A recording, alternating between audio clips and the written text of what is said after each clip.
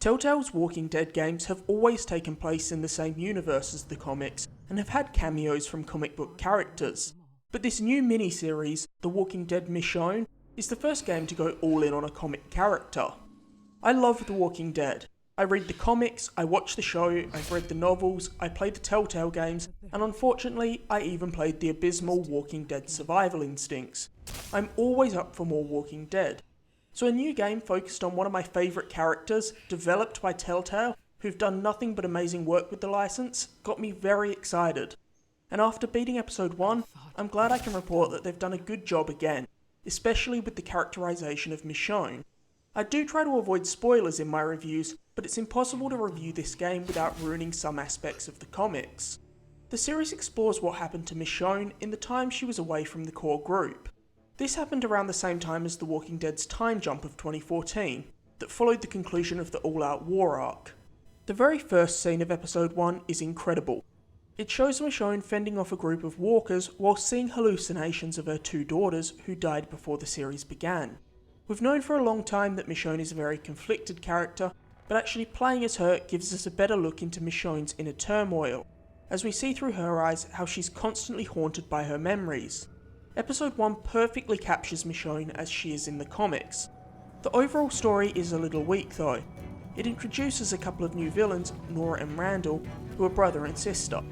Randall is a very cliche, over-the-top villain, who has a bad temper that usually results in spontaneous acts of violence, which is a trait we've seen in multiple characters in the comics already. Nora is a little more interesting because I always felt like she was more calculated and trying to manipulate my thoughts. The rest of the cast, both new characters and characters from the comic like Pete, aren't very interesting. They don't do much to move the plot forward and feel pretty one-dimensional. It's just lucky that Michonne is so well written that I didn't even mind that she was the only character I really cared about.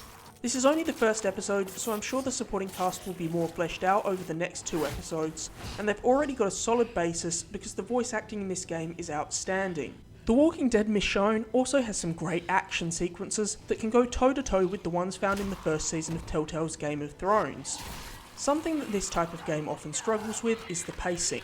When the story is what pulls you through, pacing problems really stand out, but the first episode of this miniseries is incredibly well paced.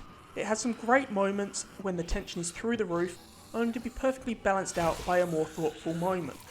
Episode 1 does end very suddenly on a cliffhanger, which I never like, but hey, at least I'm excited to see what happens in the next episode.